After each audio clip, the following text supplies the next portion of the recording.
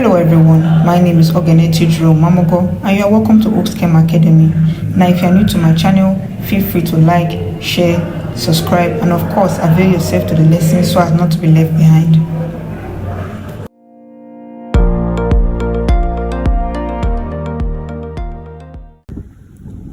So in today's class, we're going to be focusing on elements. And what are elements? Elements are substances that cannot be broken down into simpler substances by chemical means. So an element is a substance that cannot be broken down into simpler substances by what? Chemical means, meaning that it cannot be further broken down, cannot be further divided. Okay, so an element is composed of atoms that have the same atomic number. So all atoms of an element have the same atomic number. Then we say that elements can be divided into metals, non-metals, and metalloids. But for the purpose of this class, we're going to be focusing on the first 20 elements, their symbols, electronic configuration, and valency. So we're going to be talking about how symbols are derived for these elements. So there are three methods of deriving symbols for the elements. Number one method is with the first letter of their name. So an example of that is hydrogen. Hydrogen is Hydrogen. So the first letter in hydrogen is H. So hydrogen symbol is simply capital letter H. So that is the first method. Now the second method of deriving symbols is with the first and second letter of their name. So a perfect example of that is helium. Now helium's first two letters is He. So the symbol for helium is He. So you can see that hydrogen already had a H.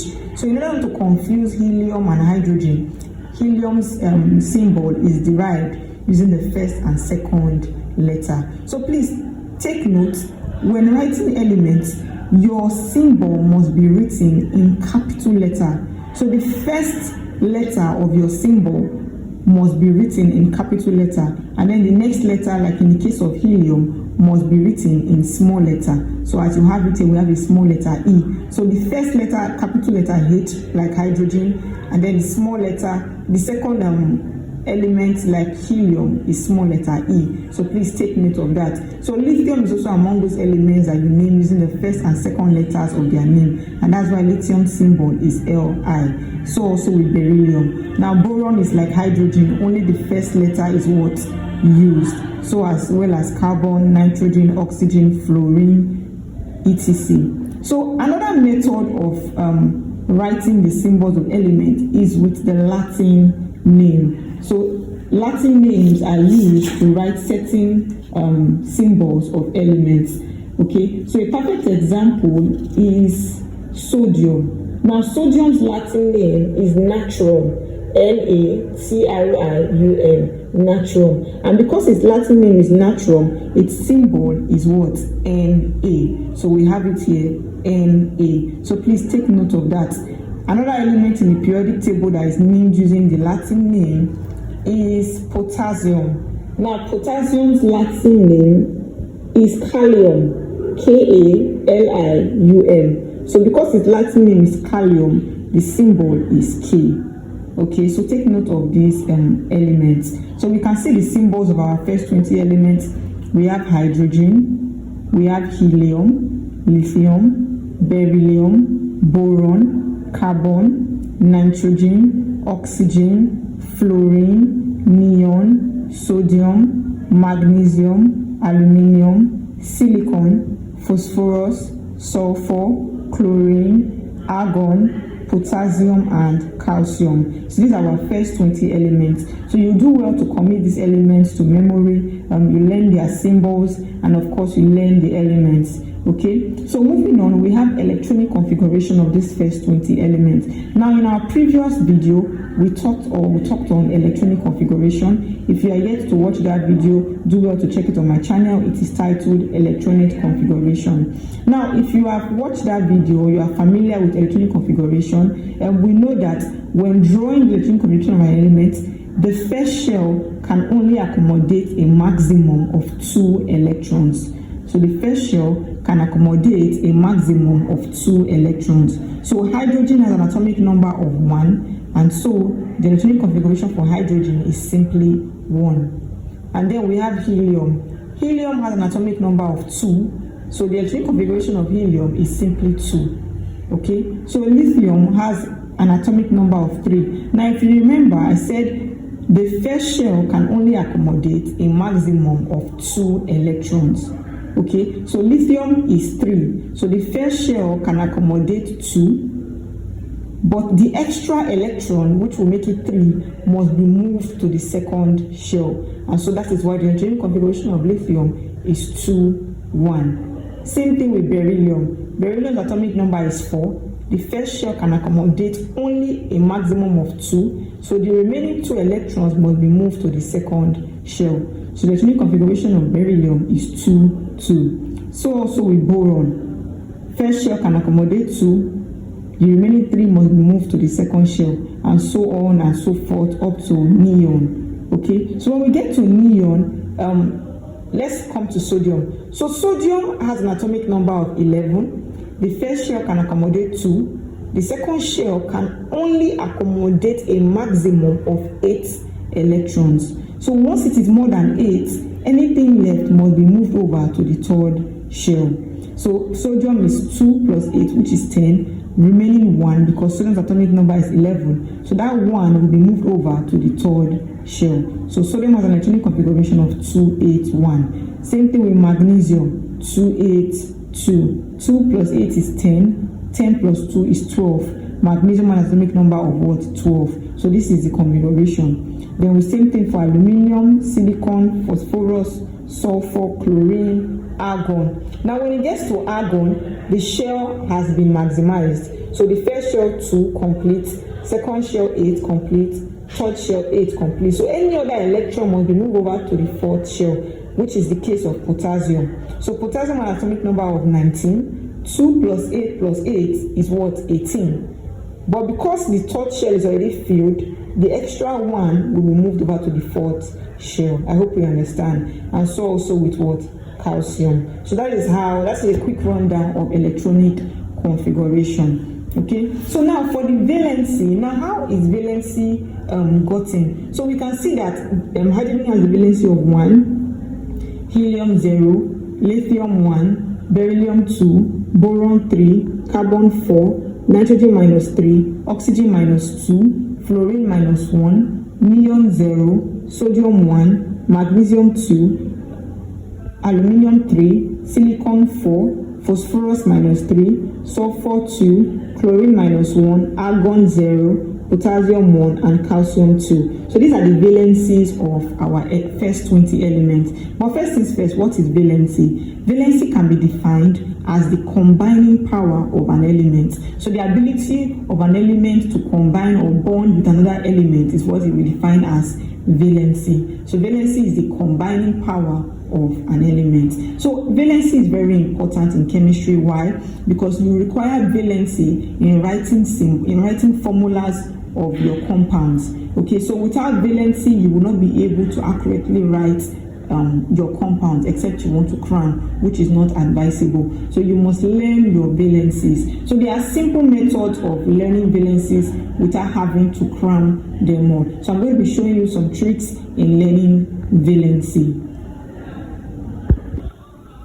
So one method you can use in valency is through the electronic configuration. Now if you look at hydrogen has an atomic an electronic configuration of 1, meaning that there's only 1 electron in the shell.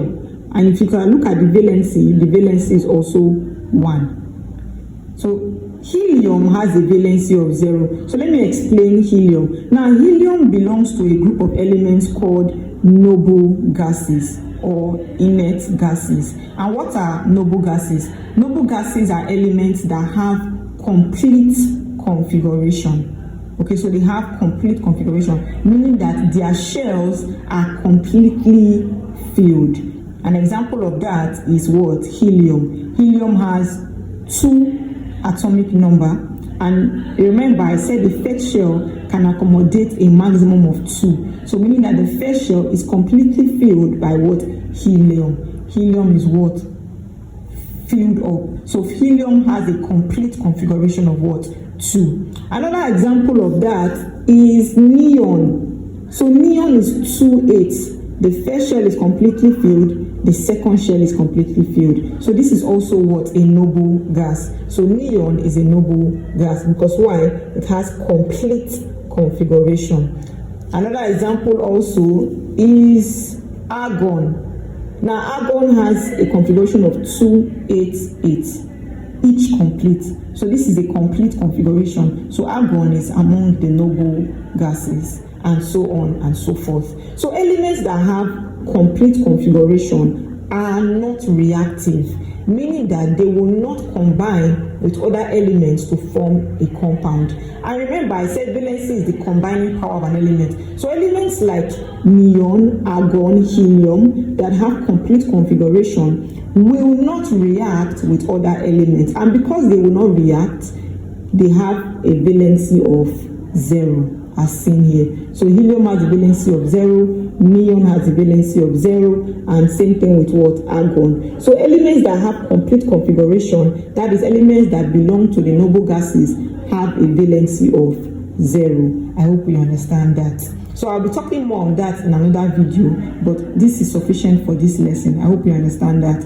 So that said, moving on to lithium. Now if you look at lithium, the second shell has 1 electron and the valency is 1. Go to beryllium. The second shell has 2 electrons and the valency is 2. Go to boron. The second shell has 3 electrons and the valency is 3. Go to carbon. The second shell has 4 electrons and the valency is 4. I hope we are seeing a pattern here. So one of the tricks you can use to learn your valency without cramming is that the last shell, the number on the last shell is always or mostly what? The valency. So the number on the last shell in the case of lithium, beryllium, boron, carbon is what? The valency number. So that is one trick you can use in learning valency. The last shell, the number on the last shell is usually the valency number. But if you come down to nitrogen, oxygen, fluorine, you will see that the trend is a bit different. That is not to say that if you say the valency of nitrogen is 5, you are wrong. Because why? Nitrogen is one of those elements that has more than one valency. So nitrogen has a valency of 3 and it also has a valency of 5. Same thing with oxygen, okay? But for the sake of combining elements to form compounds, I'm going to explain how you can know that nitrogen has the valency of -3. So using this method. So first things first, you have to be familiar with the groups of your elements. Now take note, elements in group 1 in your periodic table have a valency of 1. Example of this is your hydrogen, your lithium, okay, your sodium, your potassium. So they belong to what? Group 1. And because they belong to group 1, they have a valency of 1. Same thing with elements in group 2. So if you look at the table before us, elements that have valency of 2 belong to group 2. So beryllium belongs to group 2, magnesium belongs to group 2, sulfur belongs to group 2. So they have a valency of 2. Same thing with your group 3 elements. Elements in group 3 have a valency of 3. Like your boron, your aluminium, they belong to what? Group 3, and so they have a valency of 3. Same thing with your group 4, which is your carbon group, and they have a valency of 4. So once you know the elements that belong to a particular group in the periodic table, that is their valency number. Now when you get to group 5, 6, 7, and 8, you number backwards. So 1, 2, 3, 4. Then you come back to 0. Remember, I told you that your group 8 elements are your noble gases, and all noble gases have a valency of 0. So 0, -1, -2, -3. So meaning the elements in group 5 have a valency of -3. An example of that is nitrogen. And then elements in group 6 have a valency of -2. An example of that is oxygen. And then elements in group 7 have a valency of 1. The elements in group 7 are referred to as your halogens. So your halogens are your fluorine, bromine, iodine, etc. So in a later video, we're going to be discussing the periodic table. But for now, take note, elements in a particular group, that is their valency number. So if you're familiar with the groups of the elements, you automatically know their valency number. I hope you understand. So do well to go over these elements in your spare time. learn them, commit them to memory, learn their symbols, know the atomic number. The order in which you learn them is the atomic number, okay, and also the electronic configuration and valency. So try it out and let me know how easy it was for you to commit these elements and their valencies to memory. But meanwhile, there are also elements that you have to be familiar with aside the first 20 elements, and these include iron, gold, cobalt, silver, tin, mercury, lead, uranium, bromine, zinc, and chromium. So these elements, you will come across them in the course of doing chemistry at your level. So make sure you are familiar with them, their atomic numbers and their symbols. So pause the video, commit them to memory, and then try to see if you can recollect them. Please, the very foundation of chemistry is the elements, okay, the elements and their symbols, their valencies. So do well to learn your elements, symbols, and their valencies, at least for the first 20 elements. Then also be familiar with those elements I showed you previously, learn the atomic numbers, and of course learn their symbols. So with that, we're going to be concluding today's lesson. I remain your tutor, Ogenetijio Mamogo, and I will see you in my next class. Have a wonderful day.